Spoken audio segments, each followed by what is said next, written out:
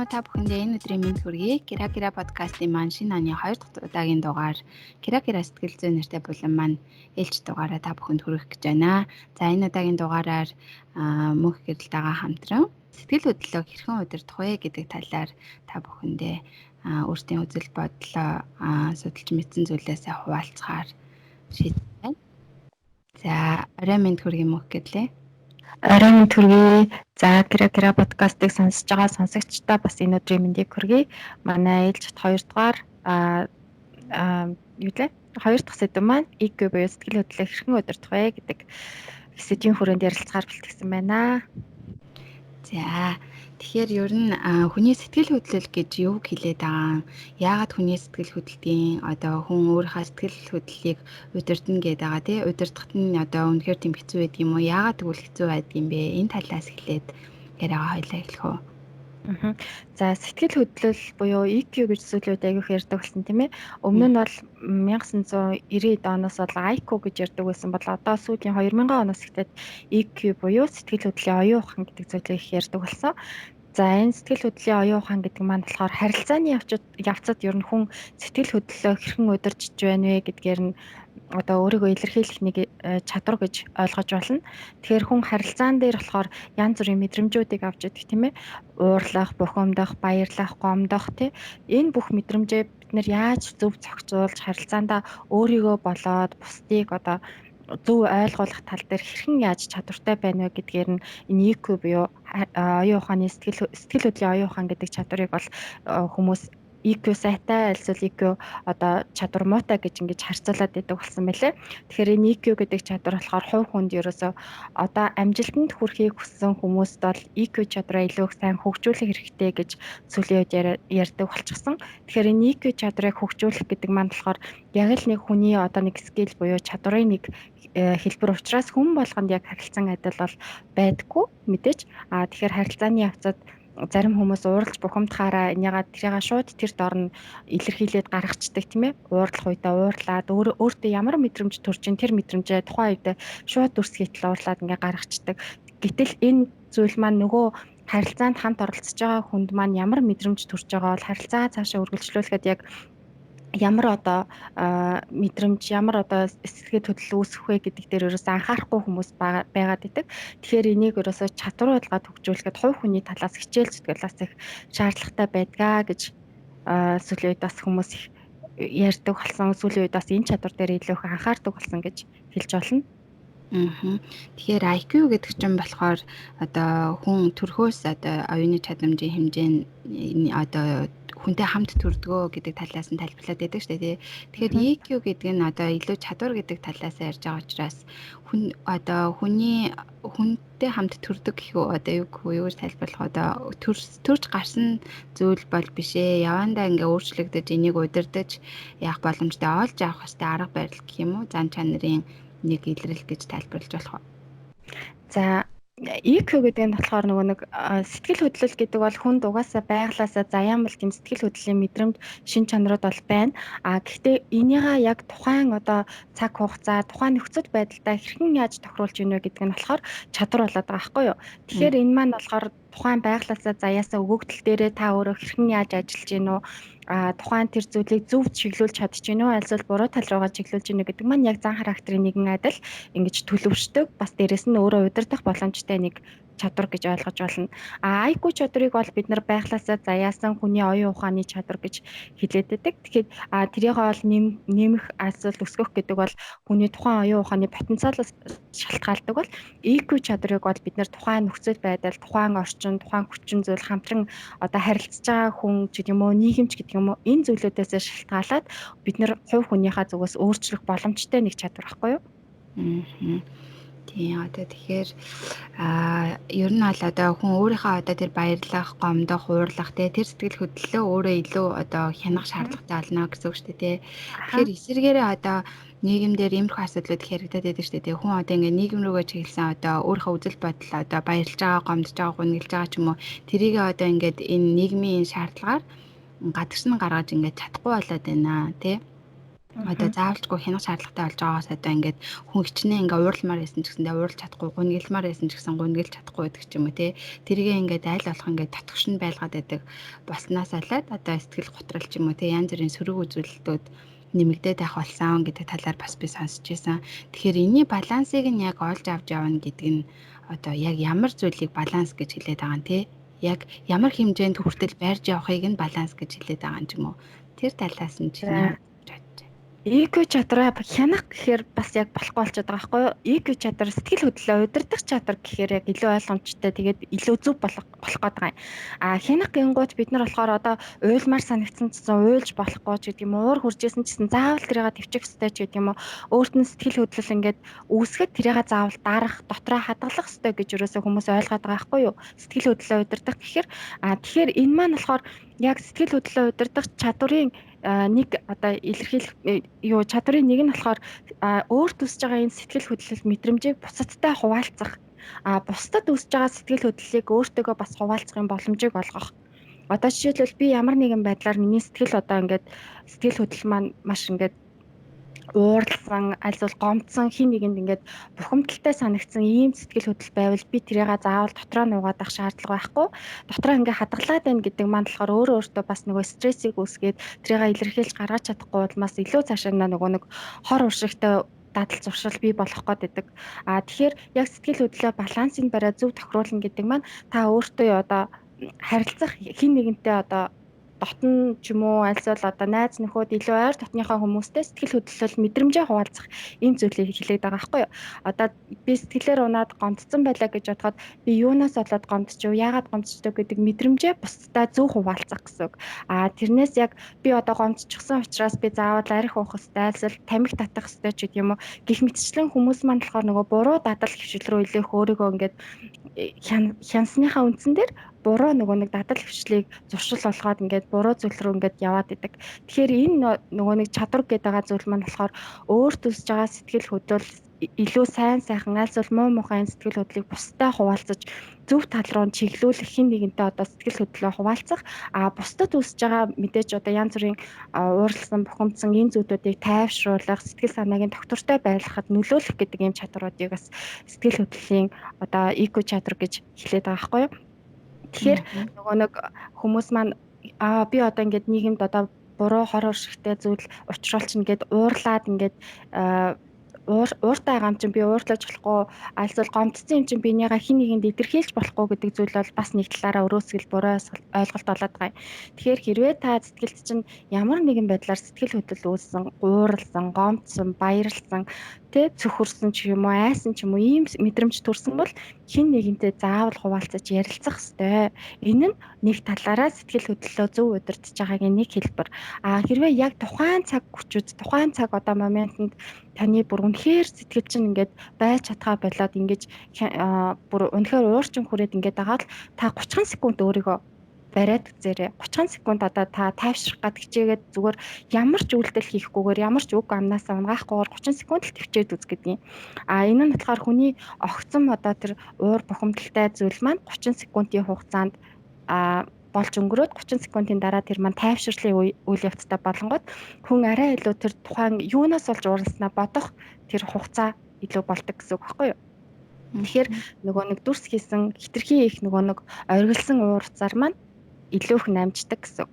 Тэгэхээр ямар нэгэн байдлаар одоо уур бухимдал альсвал одоо стресс бухимдал илэрхийлэх гэдэг байгаа 30 секунд өөрийгөө бариад тэрний дараа та юунаас болов гэдгээ өөртөө бодоод тэгээд хин нэгэнтэй сэтгэл хөдлөл мэдрэмжээ хуваалцах хэрэгтэй гэсэн үг. Энэ маань илүү зөв баланс буюу нийгэмд ямар нэгэн байдлаар хор уршиг учруулахгүйгээр бид нэр сэтгэл хөдлөлөө шийдэх боломжтой, хянах боломжтой нэг чадварууд л гэж ойлгож байна. За тэгэхээр ерөнхийдөө энэ чадварыг олж авахын тулд эхлээд одоо өөрийнхөө гарч байгаа тэр огцом уурч гэдэг юм уу те одоо огцом хэд баярлсан хэд гонглсон үеийн сэтгэл хөдлөлөө эхний ээлжинд зөв удирдах сурахаас эхэлнэ гэдэг чинь.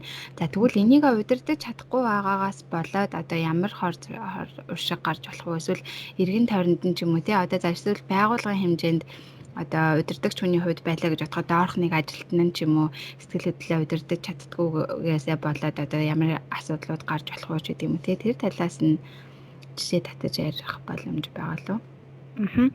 За Одоо сүүлийн үед ингээд ажиллаад харангуут нөгөө нэг дандаа харилцааны чадварууд харилцах өндөр чадвартай одоо багаар ажиллах чадвартай ч гэдэг юм уу те энэ маань бас EQ гэдэг чадрын маань нэг хэсэг болоо яваад байгаа. Тэгэхээр ийм нөгөө нэг чадвартай хүмүүсийг илүү их ажилд авна, ажилуулах сонирхолтой албан байгууллагууд, ажилуулах хамтран ажиллах хүсэлтэй ийм хүмүүс илүү нэмэгддэг болсон. Тэгэхээр мэдээж багаар ажиллах гэдэг маань болохоор баг хамт олонний сэтгэл хөдлөлийг удирдах, баг хамт олонтойгоо сэтгэл хөдлөл мэдрэмжээ ингэж удирдах чадвартай бусдыгаа жолоодож чиглүүлэх чадвартай юм хүмүүсийг нэг багт ингэж ажиллавал илүү амжилтанд хүрдэг гэж ингэж боддог. За тэгвэл хэрвээ ийм чадвартай биш одоо сэтгэл хөдлөл юу мэдрэмжээ удирдах одоо чадвар илүү муутай хүмүүс байгаа шүү дээ тий. Илүү их ингээ амархан ууралдаг, гомддог, ямар нэгэн зүйлд айгүй амархан эмзэг хүлээж авдаг ийм зүйл. Тэгэхээр энэ маань хамгийн ихний хор уршиг гэвэл хамт олонний уур амьсгалыг одоо эвддэг гэх юм да тий хамт олонний уур амьсгал одоо эерэг уур амьсгалыг илүү их саармагжуулдаг одоо хамтран ажиллахад илүү их төвөгтэй олно гэсэн үг л тий одоо бусдаа би гэж ялангуяа нөгөө би үзэлтэй хүмүүс ихэвчлэн одоо бас байгууллага хамт олонд байхаараа энэ маань амжилтаас бас илүү их доошо татдаг тий би гэсэн үзэлтэй хүмүүс байдаг. Тэгэхээр энэ бас би үзэлтэй хүмүүс буюу хитрхи их өөрийгөө дөвөөлгөх, хитрхи их одоо өөрийнхөө мэдрэмж, сэтгэл хөдлөлийг бусдад тулгахыг шаарддаг ийм боддог ийм хүмүүсийн хувьд бол бас нөгөө багаар ажиллах чадвар буюу EQ чадрын маань бас нэг хэсэг алдагдаад байдаг. Тэгэхээр энэ маань бас нөгөө нэг тухайн баг болон хамтран ажиллахад төвөгтэй байдаг учраас амжилтанд хүрэхэд бас энэ маань нэг талаараа саад болно гэсэн. За нөгөө талаараа хувь хүнийхээ зүгээс гэх юм бол EQ буюу сэтгэл хөдлөлийг хэрвээ хянаж чадахгүй байх юм бол түрүү миний дурдаад өнгөрсөнчлэн хүнд ямар нэгэн айц төвшөртэй айлсвал ямар нэгэн байдлаар гомдол одоо тийм таагүй мэдрэмж төрөх юм бол тэрийг хүмүүс нөгөө бусдад илэрхийлэхгүй айлсвал яаж илэрхийлэх ухаанаа олохгүй байх юм бол тэр маань нөгөө нэг за би өнөөдөр ингээд сэтгэлээр унжсан юм чи арих уучиж гэдэг юм уу те сэтгэлээр унжсан юм чи одоо тамхи татвал тайвширдаг ч гэдэг юм уу гих мэтчлэн ийм нөгөө хор цовшил руу илүү их орох ийм магадaltaй байдаг гэж бас судалгаагаар гарсан байдаг. Тэгэхээр нөгөө нэг өсвөр насны хүүхдүүдийн хувьд гэвэл нөгөө PC тоглоомонд орох ч гэдэг юм уу тий компьютер тоглоом тий гэрээсээ дайжчих ч гэдэг юм уу гих мэтчлэн. Гэхдээ яг 100% сэтгэл хөдлөлийн юунаас болж байгаа гэсэн үг биш. Ерөнхийдөө энэ бол бас тодорхой хэмжээний хувь нас энэ муу зуршил бий болоход нөлөөлдөг гэж ойлгож болно. За тэгэхээр хүүхдүүдийн хувьд гэж жишээ татж ярьж байна. Ээж аавуудын маань хувьд ер нь хүүхдийнхаа одоо энэ EQ чадвар дээр тулж ажиллая ч юм уу тий одоо жишээлбэл хүүхэд нь одоо маш огцон мууртай байдаг ч юм уу тий одоо багаас нь тэр зан илрээд одоо тэрийг нь засч залруулж авъя гэж байгаа тохиолдолд юунаас эхэлж яаж хандвал зүгээр үү? Ер нь энэ EQ гэдэг чадварыг хэдэн наснаас эхлээд удирдах боломжтой байдаг ч юм уу тий одоо хүүхдийн сэтгэл зүг одоо засч хажуу нь эргэн тойрноос нь удирдах боломжтой байна уу? Эсвэл удирдахын тулд юунаас эхэлж юун дээр анхаарах хэрэгтэй бол? За тэгэхээр нөгөө хүүхдтэйгээ ажиллах нас гэвэл ерөөсөө мэдээж бага наснаас эхлэх хэрэгтэй. Ягаад гэвэл бага насны 2-оос одоо дээш наснд бол хүүхдийн хөгжил төлөвшил хамгийн ихээр өндөр явагддаг. Тэгэхээр нөгөө нэг 2, 3, 1, 2 настай хүүхдүүдээр бид нар болохоор ихэнхвчлэн эцэгчүүд маань за юм ойлгохгүй те том болохоор нь ойлгодог болохоор нь ярилцъя ч гэдэг юм уу. За одоохондоо юурж ойлгохгүй гэл ингээл хажууд нь муудад сайдах ч юм уу те янз бүрийн ёс бос үг хэллэг ярих ч гэдэг юм уу. Гэх мэтчлэн зүйл ингээд тухайн хүүхдэд мэдрүүлснээр энэ маань болохоор тухайн хүүхдийн маань хөгжил төлөвшөлд бас нөлөөлдөг. Тэгэхээр энийг болохоор эцэгчүүд маань бас бага наснаас нь эхлээл анхаарах хэрэгтэй. Хөгжил төлөвшөлт маань ерөөсөө л бага наснаас нь бүр яавал эцэг ээжийнх нь гидсэн байх үеэс энэ хүүхдийн нөгөө хөгжил төлөвшил явагддаг гэж үздэг. Тэгэхээр энэ мэдрэмж гэдэг зүйл маань болохоор тухайн хүүхдэд ямар мэдрэмж төрж байна вэ? Аав ээж нь хоорондоо яаж харилцаж байна? Хүүхдтэйгээ хэрхэн яаж харилцаж байна? Гэр бүлийн орчны хоорондын уур амьсгал ямар байна гэдгээс шалтгаалаад хүүхдийн тэр нөгөө хүмүүжлийн орчноос шалтгаалаад ерөнхийдөө энэ хүүхдүүд янз бүрийн мэдрэмжүүд төрдөг. Тэгээ тэр мэдрэмж хүүхдэд айцтай мэдрэмж байна уу, альсад баярлсан мэдрэмж байна уу, сэтгэл хөдлөл нь ямар мэдрэмж төрж байна гэдгээс шалтгаалаад хүүхэд тэрийг гадагшаа илэрхийлэх чадварууд нас өөр өөрөөр хөгжиж идэг байхгүй юу?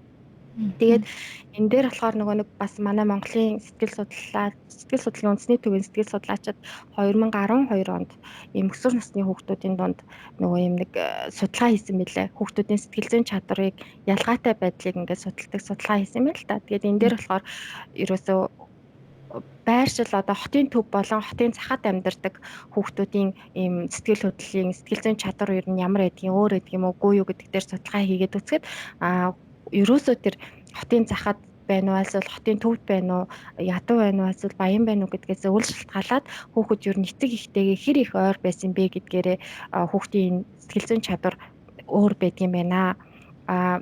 Хэдий баян байлаа гэж за өмсөх хувцас эсвэл одоо идэх хоол нь хангалуун байлаа гэд хүүхдтэйгээ сэтгэл зүйн хувьд илүү их ойр амьд харилцаа бий болгож чадахгүй байх юм бол тухайн хүүхэд мэдрэмжээ илэрхийлэх чадвар болон хүүхдийн хөгжил төлөвшлийн энэ асуудлуудаас доголдолтой байгаад идэг.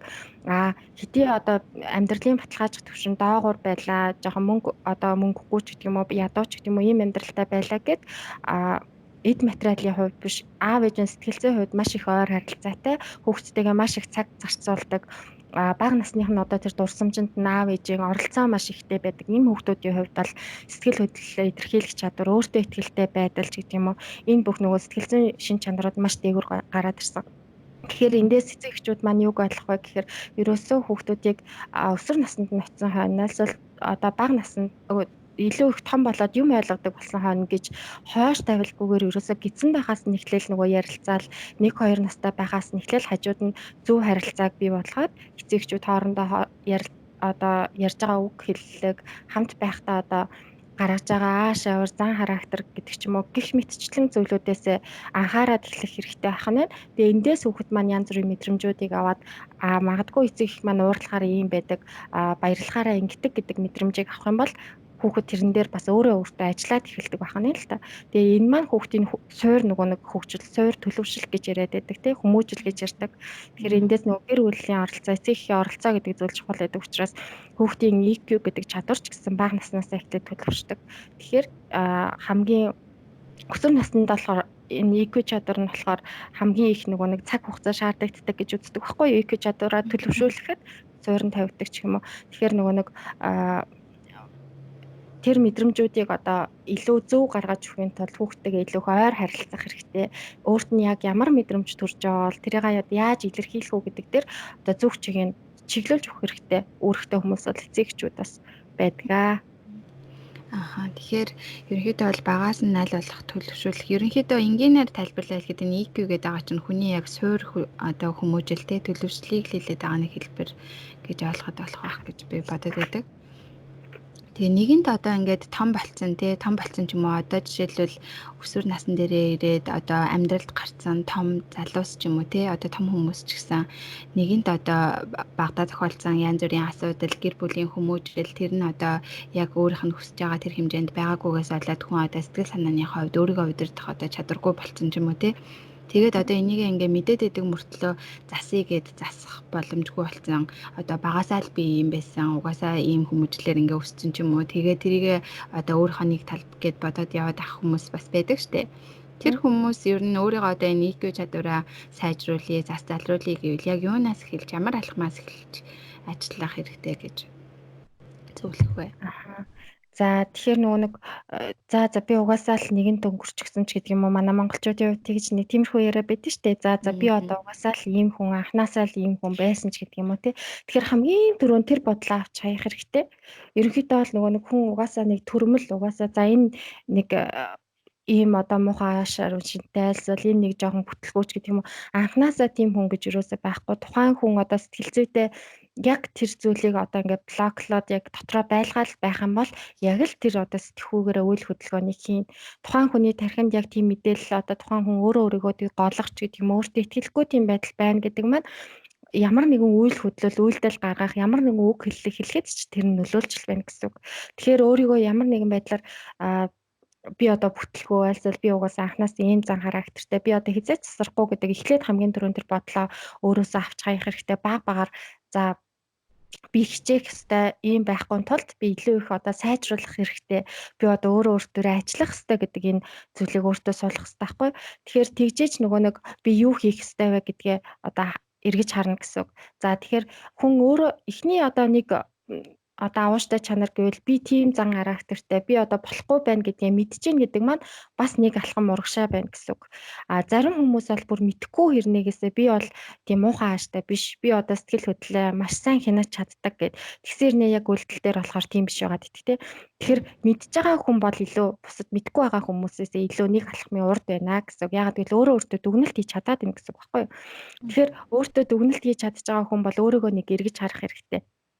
За тэгхийн тулд мэдээж нөгөө нэг түрүүний хэлсэн тэр өөрийнхөө одоо тэр блоклцсан байгаа, тэр өөртөө суулгацсан байгаа тэр болохгүй, бүтэхгүй, би тийм хүн, би засрахгүй гэдэг бодлоо баг багаар аажмаар авч хаяад би өөртөө одоо ажиллах хэрэгтэй, би сэтгэл хөдлөлөөч гэдэг юм уу, одоо өөрийнхөө энэ болохгүй байгаа зүйлүүдийг нэг нэгээр нь засах хэрэгтэй гэд. Тэгээ яг юун дээр ажиллах вэ гэдгийг тухайн хүн өөрөө маш сайн мэдж байгаа шүү дээ. Тэгэхээр тэр зүйлүүд дээр яг илүү яаж сайжруулах вэ гэдгээ одоо төлөвлөгч гэдэг юм уу. Тэгээд хамгийн одоо энэ харилцааны явцад үүсэж байгаа энэ зүйлүүдийг засах хамгийн энгийн бөгөөд хамгийн одоо шилдэг арга бол хэн нэгэнтэй харилцах, амьд харилцаатай байх юм зүйл. Харилцааны явцад хүн ерөөсөө өөрийгөө ямар хүн бэ? Өөртөө юуг одоо илүү тусгаж авах вэ гэдэг зүйлүүдийг илүү их ажиглаж чаддаг. Тэгэхээр хэн нэгэн ментор ч юм уу тий? Одоо хэн нэгэн одоо зөвлөх айлсвал өөртөө өөрт нь илүү тийм ихтгэл төрүүлдэг тийм дотны зөвлөгчтэй болохыг бол бас санал болгодог. Тэгэхээр хамгийн түрүүнд тийм хүнтэй ярилцах, тэгээд яг ярилцлагын явцад мэдээж одоо юун дээр болж гин, юун дээр болохгүй байна гэдэг зүйлүүдийн хоорондоо зөвлөлтөөд тэгээд илүү цаашаа одоо яаж хичээх үү, юун дээр илүү их ажиллах уу, зан характерын хувьд байна уу, альсвал бага насндаа болсон тэр зүйлүүдээс болоод байна уу, альсвал тухайн нийгмийн асуудлаас болоод байна уу, нөхцөл байдлаас болоод байна уу, альсвал орчин тав тохгүй байж болно шүү дээ, гэр бүлийн орчнод өөрөө хэдийн ингээ хичээгээд байдаг. Гэтэл нөгөө гэр бүлийн зүгээс үзүүлж байгаа нөлөөлөл нь илүү сөрөг байгаа гэдэг тийм. Тэгэхээр гэр бүлийн орчноос болоод энэ альсвал найз нөхөд хамт олонны хүрээллээс болоод энэ юу нэ тухайн хүнд нөлөөлөд байна гэдэг учир шалтгааныг хэлээд олох хэрэгтэй. Тэгээд тэрэн дээрээсээ ажиллаад ингээд явах хэрэгтэй. Тэгээд үнэхээр бүр юм өөр дээрээ ажиллах сонирхолтой хүн байвал мэдээж мэрэгжлийн сэтгэл зүйчэд хандаарай, мэрэгжлийн сэтгэл зүйн зөвлөгөө өгөх төвд очиж хандаарай гэж бас энэ зөвлөх байв. Тэгээд ийм мэдрэмж сэтгэл хөдлөлөө хянах ийм бол энгийн бас аргууд байдаг. Өөр дээрээ нөө төлөвлөгөө гаргах, илүү сайхан зүйл бодох, тэгээд амьд харилцаатай байх ч гэдэг юм уу те хин нэг найз нөхөд. Гэхдээ нөгөө хүмүүс тэгдэж амьд харилцаатай байх гэл тэнгууд хинтээ чамаагүй очиж уулзаал нөгөө бараг зарим нь нөгөө илүү сэтгэлээр унцдаг тий. Нөгөө нэг тийм сөрөг нөгөө нэг хүмүүсэд нь штэ бас нэг. Тэгэхээр тэр нөгөө ярилцах хүнээ бас бид нар зөв сонгох хэрэгтэй. Тэхийн тулд нөгөө илүү өөрөө чинь зөв чиглүүлэх одоо магадгүй өөртөө бас илүү жоохон амжилттай хүн байж болно штэ. Би энэ хүн шиг болно гэж боддог ч юм уу тий. Тэр хүнтэйгээ уулзах ч гэдэг юм уу. Илүү их сэтэлжүүлсэн тийм л алхмуудыг хийхэд үр дүнтэй гэж бодож байна. Тэгэхээр эсрэгээр нь ярихад одоо ер нь ямар нэгэн EQ чадвар сул хүмүүсийг одоо хажууд нь байгаа дэрэгдэх хүн ч юм уу те эргэн тойрных нь тэр хүнийг одоо засах боломж хэр байдаг вэ? Одоо жишээлбэл өөрийгөө мэдгүй яваад байдаг хүмүүс байдаг гэж хэлсэн шүү дээ. Би болохоор би тийм биш, би тэгдэггүй ч юм уу те. Тэгсэн мөртлөө яг ингээд үйлдэл нь болохоор шал өөр байгаад байдаг ч юм уу. Тэгээд тэр нь эргэн тойрондоо маш их одоо сөрөг энергийг ч юм уу те харилцаад айгүй хүндрэлтэй болгодог байгууллагын үр амьсгалыг өвддөг ямар ч үж байлаа шүү дээ. Тийм асуудлыг нь эргэн тойрных нь анзаараад ажиглаад байдаг. Харин уг нь өөрөө ойлгохгүй байгаа тохиолдолд эргэн тойрноос нь нөлөөлөх боломжууд ер нь байдгүй. Эсвэл зөвхөн хувь хүн өөрөө хичээснээр засагдах чадвар уу? За тэгэхээр энэ нөгөө нэг хувь хүний мэдээж өөр дээр нь тулгуурласан чадвар өөрийнх нь хувь хүний шин чадвар учраас мэдээж тэр хүний хичээл зүтгэл бас нөгөө нэг илүү ихэнх хувийг эзэлнэ. Гэхдээ тэрийг яг ойлгуулах, айлсвал нөгөө нэг нөлөөлөх тийм зүйлүүд бас байж болно л доо. Хамт олонны ч юм уу найз нөхдийн нөлөөлөл. Гэхдээ тэрийг нөгөө нэг бас зөвөр ойлгуулж нөлөөлөх тийм зүйлүүд тэрэн дээрээ бас анхаарах хэрэгтэй. Тэгэхгүй одоо жишээлбэл за чи одоо ийм зан гаргаад байна гэдэг ч юм уу тийм мэдээч нөгөө нэг хүн маань сөрөг талаар нь хүлээж авах үз тийм үг хэллэхээр альсвал тийм хандлагаар хэлэх юм бол тэр хүн маань бас ойлгохгүй шүү дээ. Одоо айгүй болвол нөгөө нэг хоорондоо харилцааны хувьд үл ойлголцол гарах ч гэдэг юм уу. Тэгэхээр энэ дээр нөгөө хамт олонны зүгээс нөлөөлөхдөө альсвал эргэн тойрны гэр бүлийн гишүүдийн найз нөхдийн зүгээс нөлөөлөхтэй айгүй зөвөөрсөн ойлгох хэрэгтэй. Тэрийгээ гэхдээ тэр хүндээ тухайн хүн лүгээ чиглээд шууд тухайн хүн лүгээ хандсан байдлаар биш ерөнхийдөө нэг ийм одоо кейс дээр ажиллах байдлаар ч гэдэг юм уу тий хоорондоо ярилцах байдлаар одоо зүгээр санамсаргүй ийм зан гаргадаг, ингэдэг тэгдэг. Гэхдээ энийг ингээд засчвал илүү их тэр хүн амжилттай байна. Ингээд одоо ойлгуулчвал илүү их одоо зөв тал руугаа одоо чиглэн ч гэдэг юм уу. Гэх мэтчлэнгээр нэг тийм жоохон өөрлөө хит шууд өөрлөө нь одоо чиглүүлээ за мөнх гэрлээ чи одоо ааш муутай учраас чи одоо хүмүүстэй харилцаж чадахгүй улмаас чи одоо ажил дээр муу аваад байгаа чи ажиллаа хийж чадахгүй байгаа гэж шууд ингэж хэлэхээс илүү за ерөнхийдөө ийм зан характер гаргана гэдэг маань харилцааны байгууллагад одоо тохиромжгүй юм аа ч гэдэг юм уу тий. Гэхдээ тухайн хүний одоо яг өөрийнх нь гаргадаг юм кейсүүд тий. Тэгээд хамгийн гол нь ямар арга замаар энийгээ засах боломжтой вэ гэдгийг нас санал болгох хэрэгтэй. Тэгээд нөгөө эргэн тойрны хүмүүсийн нөлөөлөл бас маш их чухал байдаг. Ягаад гэвэл ялангуяа нөгөө өөрөө хичээгээд байхад хажуудлын хүмүүс нь дэмжихгүй байх тохиолдолд энэ маань ерөөсөө нэг 70 30 ч юм уу 60 40 харьцаатай ерөөсөө нөгөө амжилттай байх магадлал айгүй ингээд буурна гэсэн үг байхгүй. Тэгэхээр хэрвээ хичээгээд байгаа хүнийг бол бид нар мэдээж урамшуулж дэмжих хэрэгтэй. Мэдхгүй байгаа бол тухайн хүндээ багаар нөлөөлөх өөрсдийнхөө хувьд ч гэсэндээ тий. За энэ ингээд муухай одоо хүмүүстэй онцгой харьцдаг энэ одоо ингээд хамт олонны уур амьсгалыг эвдээд идэх юм чи бид нар ч гэсэн энтэй ингэж харьцна гэд мэдээж тийм барьцсан харьцаагаар ч юм уу альсал өөртөө бас тийм сөрөг сэтгэл хөдлөлөөр харьцаатай байвал энэ маань ямар ч үр дүнгүй. Тэгэхээр аль болох өөрсдөө ч гэсэн эрэг талаас нь ингээ харьцаатай байвал явандаас өөрийгөө ойлгох болохгүй гэдэг зүйлээ бас мэдрэх юм боломжтой. Тэгэхээр сая чамаг ярьж байгаа хавцад нэг юм гин санаанд орлоо. Нөгөө ааш араншин одоо хүний юм тандж байгаа хандлага энэ төр чинь бас удам дагдаг энэ төр гэдэг нэг юм монголчуудын донд тийм үг байгаад байдаг шүү дээ тий. Одоо жишээлбэл эдний аавын талынхан ч юм уу ээжийн талынхан ч юм уу асуудал эднийхэн угаасаа удмаараа юм ааш муутай хүмүүс эдэг ч юм уу тий. Нэг тиймэрхүү яриануд байгаад байдаг шүү дээ. Тэр тэгэхээр ер нь энэ сэтгэл хөдлөл одоо энэ ааш араншин сэтгэл хөдлөлөө удирдах чадахгүй байгаа энэ мэдрэмжүүд удам дагах гентэй холбоотой байж болох уу? Энэ болохоор яг түрүүний нөгөө ярьсанчлан яг тэднийхээ угаасаа л гэр бүлэрээ тийм ийм ухааштай ийм юмд ингэж ханддаг гэдэг байдал бол ерөөсөө нөгөө нэг орчны нөлөөлөл ахгүй юу? Тухайн хүүхдийг бага байхад нь л аав ээж хоёр нь яг ямар харилцаатай хүмүүс яаж харилцдаг байсан гэр бүл өвөө эмээ яг юмд яаж ханддаг байсан гэдэг маань үе удам дамжаал нөгөө нэг үр хүүхдэд нь нийгмийн орчны хувьд ингээд нэг гэр бүлийн орчны хувьд ингээд хүмүүжил болоод төлөвшөөд байгаа байхгүй.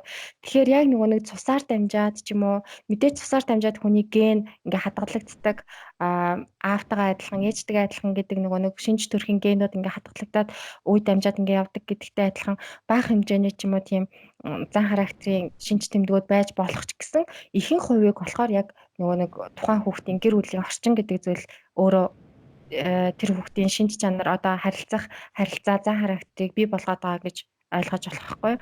Тэгэхээр нөгөө нэг яг л тухайн гэр бүлд өссөн хүүхэд аав ээж нь нэг онцгой таагүй харилцаатай айлсвал маш сайхан харилцаатай байвал яг л тэрнгээр нь хүмүүжээл нөгөө нэг гэр бүлийн харилцаа чинь 50-аас 60% хүмүүжлэг олгоод байгаа газар шүү дээ.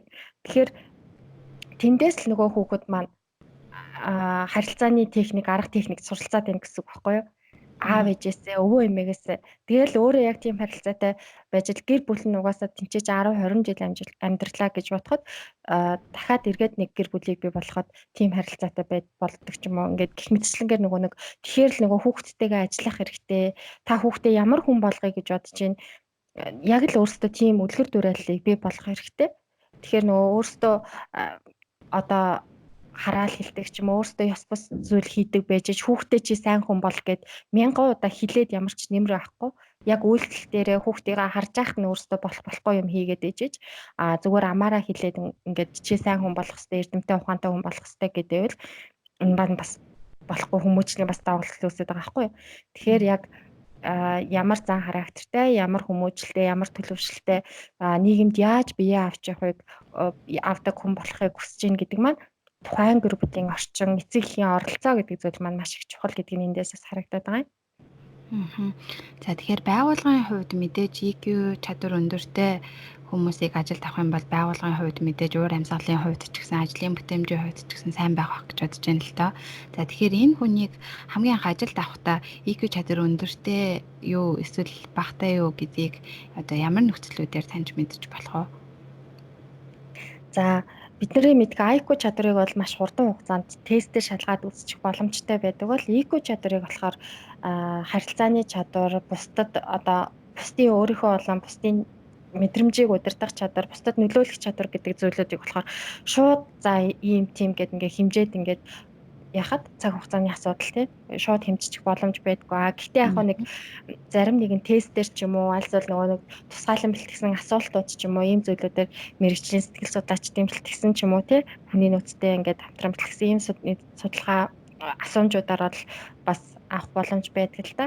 Тэгээд сүүлийн үед нөгөө IQ чадвар өндөртэй юу, гүй юу гэдгийг нөгөө нэг тухайн хүнийг одоо магадгүй нөгөө нэг тухайн байгууллагууд яг нэг дадлахын 3 сар ч гэдэг юм уу нэг туршилтын 1 сар 2 сар гэдэг дээ штэ. Тэр хугацаанд бас магадгүй хараад үзээд ингээд тухайн хүнээ дүгндэг байх гэж боддог. Яг гэвэл энэ маань харилцааны чадвар учраас бусдтай хэрхэн яаж харилцаж чинь, багаараа хэрхэн яаж одоо хамтран ажиллаж чинь, өөрийнхөө мэдрэмжийг яаж илэрхийлж чинь, бусдыхыг яаж удирдах чиглүүлж чинь, багтаа хэр удирдахч манлайлагч байна гэдэг маань тухайн 1-ээс 3 сарын хугацаанд бас тодорхой хэмжээгээр харагдах юм боломжтой учраас илүү асуулт одоо асуумж тестээс илүү баттай ингэж мэдрэх боломжтой учраас ингэж бас албан байгууллага альцуулаг хувийн компаниудад бол эхний 3 сарыг бас нөгөө туршилтын хугацаа гэж өгдөг байх гэж бодоод байгаа юм. Тэгэхээр нөгөө нэг зарим нэгэн асуултуудыг бас нөгөө нэг асуугаад одоо юу яаж тодорхой хэмжээний нөгөө нэг IQ чадрын мэдээллийг яг бага хэмжээгээр бас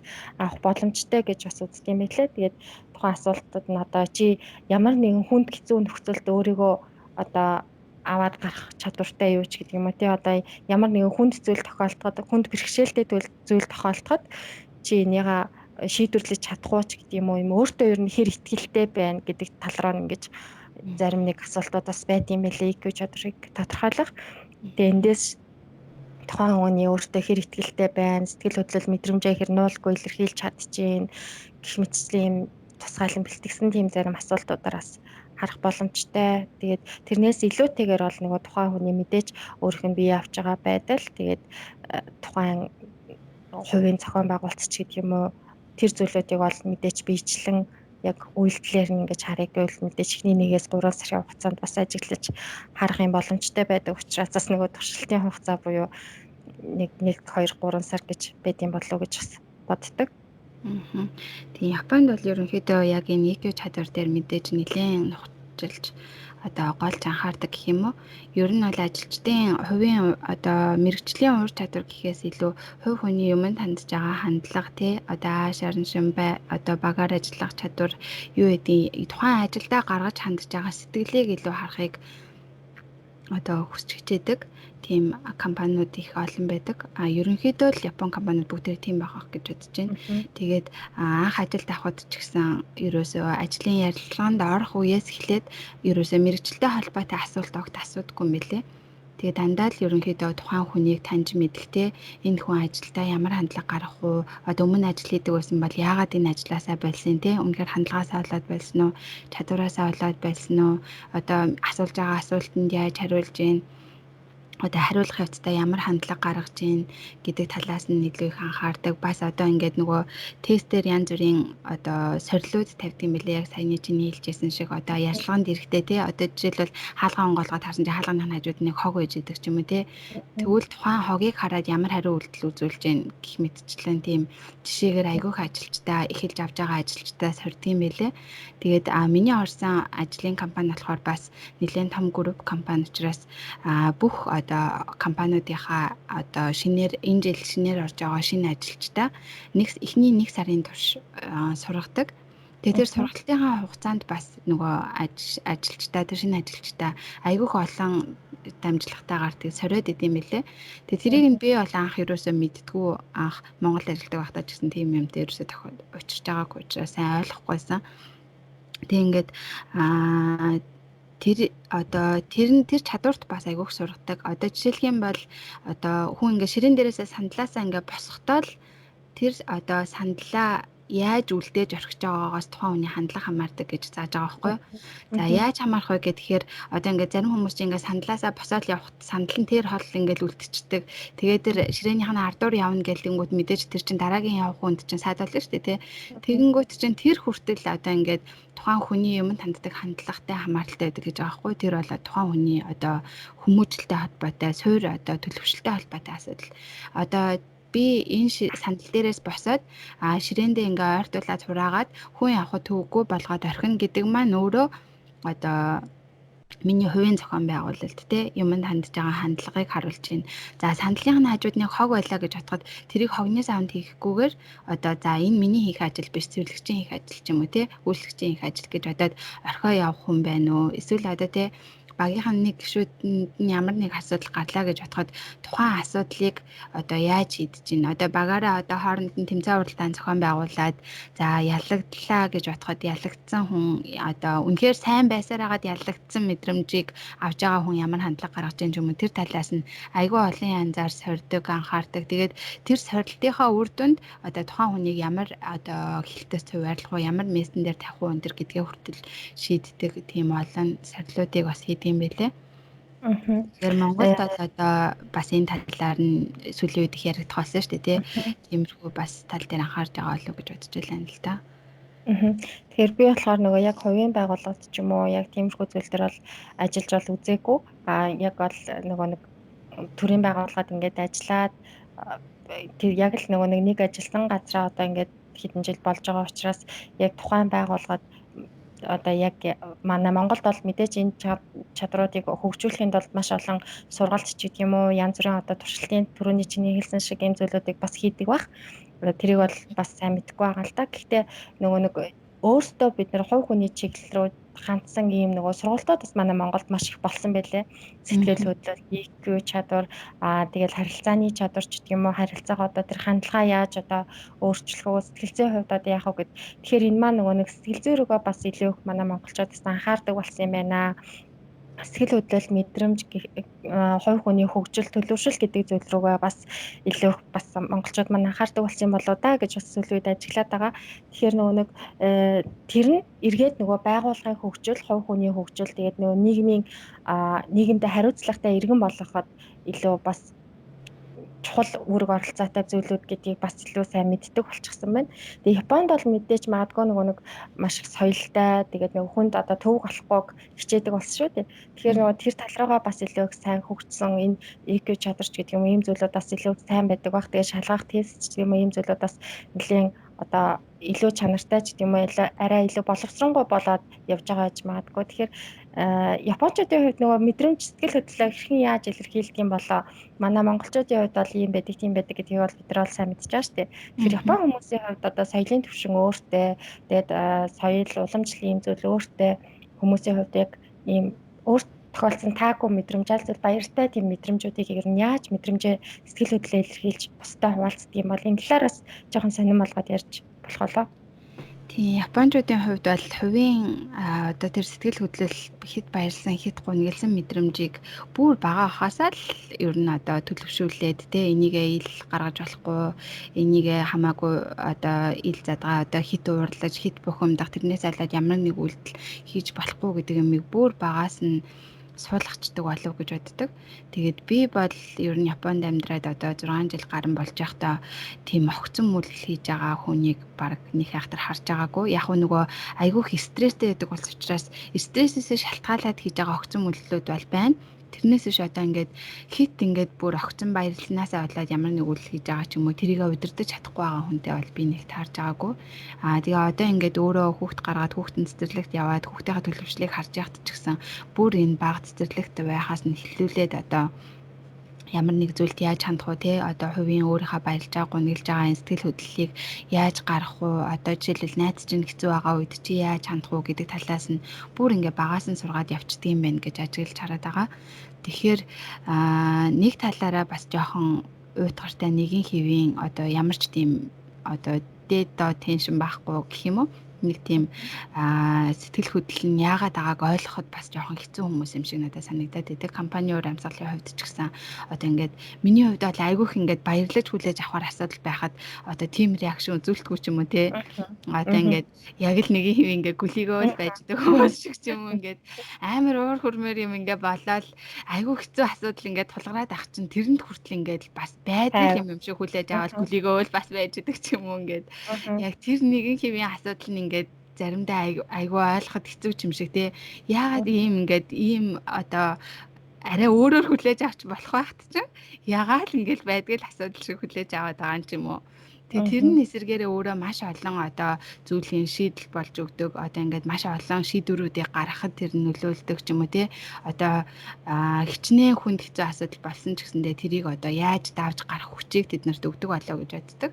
Тэгээд одоо ер нь том жишээнүүдээс харахад ч гэсэн байгалийн гамшиг тохиолдол тэгэл янз бүрийн одоо хэцүү хүнд асуудлууд нийгэмд аяараа улс даяараа ингээл улсынх нь хүрээнд ингээ болж байхад чинь иргэдэн ингээл нөгөө амар огцом шийдвэр гаргаад ч юм уу те тэрнээсээ хадлаад одоо жишээлбэл 2011 онд маш том газар хөдлөлт болсон шүү дээ те тэр газар хөдлөлтөөр одоо ингээд тоггүй усгүй те идэх хоолгүй ингээд дэлгүүрүүдийнх нь юмнууд нь хүртэл ингээд ямар ч ингээд нөөцгүй болоод байж хахад хүртэл хин ч юм огцом үйлдэл гаргаж одоо би энийхээ амийг булааж авдаг ч юм уу те би гэсэн үзэл гаргааг байгаа байхгүй юу. Тэд ингээл дутуу байгаа юмнуудаа боломжоор хувааж ашиглал хаасан байсан ч гэсэн хаасан хаалтай байгаа газар нь хоолгүй байгаа газараа ингээл өөртөөхөө амийг хүргэж өгдөг хандилдаг зөөдөг одоо иймэрхүү юмнууд нь л ингээл гарч ирээд байсан гэдэг чинь энэ хүмүүсийн одоо ингээд энэ чадвар нь хэрхэн одоо ингээ өөрсдөд нь суудсан те бүр ингээ багаасаа ингээ суугаад нийгэмд даяараа энэ асуудалд ингээд өөрөө өөртөөхөө энэ мэдрэмж сэтгэл хөдлөлийг удирдах сурцсны одоо хамгийн том жишээ авах гэж юу н боддог. Тэгэхээр маш бүх юмд айгүй тайван хүлээцтэй. Тэгээд энэ бүх зүйл бол болоо л өнгөрөн. Тэгээд би хэдий уурлаач гээд баярлалаач гээд энэ бүх зүйлийг одоо ингээд өөрчилж чадахгүй гэдэг тийм нэг ухамсар байгаад байна шүү дээ, тий. Нэм хүмүүжлэлтэй болсон. Тэгэхээр нөгөө хувь хүний хөгжил төлөвшил одоо нийгэмд төдийгүй улс орондоо ямар эерэг нөлөө үзүүлж байна гэдэг нь сая чиний ярьсан жишээнээс ингээд харж болох нь шүү дээ. Тухайн хувь хүн болгоо ингээд би гэсэн үзэлтэй амиа хичээсэн юм байх юм бол мэдээж тэр нөгөө хүнсний дэлгүүрийн хомсдолд орчихсан ийм зүйлүүд хүнсний хомсдолд орчихсан байгалийн гамшиг тохиолдсон юм үед одоо магадгүй амиа хичээгээд ингээд байгаа гэвэл улс орны шийдвэр ч юм уу альсвал тэр бүлэг болж хамт байж байгаа хүмүүсийн хувьд ч гэсэн ямар сөрөг үр дагаврууд гарах байсан бол харин эсэргээрээ тухайн хүмүүс маань маш их зүйл бэлтгэгдчихсэн сэтгэл санааны хувьд ч гэсэн юм бэлтгэл бэлэн байдалтай өөрсдөө яаж тайвшруулах уу яаж тайван байх уу өөрийгөө гэлэхгүй эргэн тойрныхоо хүмүүсийг бас яаж тайвшруулж тайван байх уу тэднэрт яаж сэтгэл санаагаар туслах уу гэдэг ийм бүх зүйлд ийм бэлэн байж тайван хүлээцтэй хариуцлагатай хандна гэдэг маань бас тухайн улс орныг илүү сайн хөгжилтэй илүү одоо бат бөх оршин тогтноход бас хамгийн том хүч нөлөө үзүүлж ийн гэж бас чиний ярьсан саяны жишээнээс бас харж болохоор байна тий. Тийм ер нь бол одоо хувь хүн хэдий өөрийнх нь асуудал юм шиг байгаа ч гэсэндээ одоо миний асуудал чиний асуудал те манай гэр бүлийн асуудлаас хамаарат тухайн улс оронд маш том одоо нөлөөлөх тэгээ цаашлаад бид нэр үр хүүхдээ өөрсдөө одоо те өсгөж хүмүүжүүлж байгаа одоо хариуцлагатай ээж аавд болж байна. Тэгээ ингээд бидний одоо энэ хүүхдийн төлөвшөж байгаа хүмүүжил төлөвшлөөс эхлээд одоо энэ их орны маань ирээдүйн хүртэл хамаарах тийм хэмжээний асуудал байгаа учраас энийг зөвхөн л миний уур бухимдал ч юм уу те одоо зөвхөн миний асуудал гэж бодож хүлээж авахгүйгээр арай өөр өнцгөөс нь бас хараад үзэх юм бол чухал хаа гэж бодож байна. Тийм за тэгээ ерөнхийдөө цаг маань ч гэсэн нэлээд явсан байна. Миний хувьд хэлэх зүйлүүдээ нэгтгээд асуугаад хэлээд ярилцаад авлаа гэж бодож байна. Мөнх гэрлээ маань хувьд өөр асуугаагүй ч юм уу ярихыг хэлхийг хүссэн зүйл байвал хэлээд хоёлаа яриагаа өндөрлөх үү. За миний хувьд ч гэсэндээ ерөнхийдөө яг яриа гэсэн зүйлүүдээ бол товчхон гэсэн ярьлаа. Тэгээд ер нь бол яг түрүүний дүгнээд ингээд яг EQ гэдэг юм уу те энэ сэтгэл хөдлөл мэдрэмж гэдэг зүйл маань яг ганцхан тухайн хувь хүнд биш мэдээч нөгөө нэг тухайн хувь хүний хувьд стрессийг багасгах гэдэг юм уу альсвал мэдрэмжээ бусдад хуваалцах гэдэг давуу талууд аяга олонтой л тоо.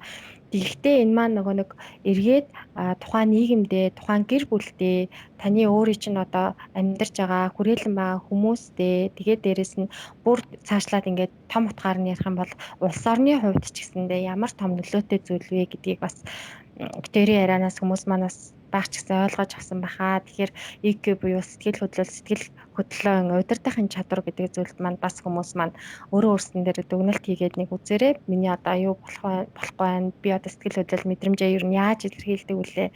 Ямар нэгэн зүйл тохиолдоход тэрийг даван туулахын тулд би ер нь бусдад хуваалцдаг билүү, бусдаас тусламж авдаг билүү, бусдад эргүүлээд тусалдаг билүү ч гэдэг юм уу тий. Энэ бүх зүйлүүд дээр бас бид нараас анхаарал ингээ явах юм бол бидний эргээд энэ маань үр хүүхдүүдийн маань хүмүүжил, гэр бүлийн маань уур амьсгал, хамт олонний маань амжилт, уур амьсгал тэгээд энэ нийгмийн одоо энэ нийгмийн одоо харилцаанд хүртэл ийм том нөлөө үзүүлж болох үз юм суур хүмүүжил төлөвшлийн нэг болж ингэж яригдчихэж байгаа асуудал ахнэ. Тэгээд ингээд ерөнхийдөө миний яриа гэсэн санаа ярихыг бодож исэн зүйлүүд маань ерөнхийдөө бол дууссан. Тэгэхээр яриагаа ингээд өндөрлөе. За тэгэхээр сонсогчтой хандаж хэлэхэд бид хоёр сар алгааны дугаарыг хийж байгаа. Тийм учраас дараагийн дугаараар бид хоёрыг ярилцаж тэр сонсохыг хүссэн сэдвийнхаа талаар комент үлдээгээрээ, сэтгэлээ үлдээгээрээ тий мөн энэ EQ-тэй холбоотой өөрийн гэсэн одоо жишээ ч юм уу тий тулгамдсан асуудал одоо бид хоёрын яриаг үзээд одоо өөр бодолтой байсан ч юм уу тий санал нийлсэн зүйлсээ бас бид нартай хуваалцаарай гэж хүсэж байна. За тэгэхээр дараагийн дугаараар уулзъя. Өнөөдөр сонирхолтой сайхан яриа өрнүүлсэн мөх гэрэлтэй баярлалаа. За баярлалаа. Сонсогчдоо ч гэсэн баярлалаа. Ингээд дараагийн дугаараар эргэж уулзтлаа. Түр баяртай. За баяртай.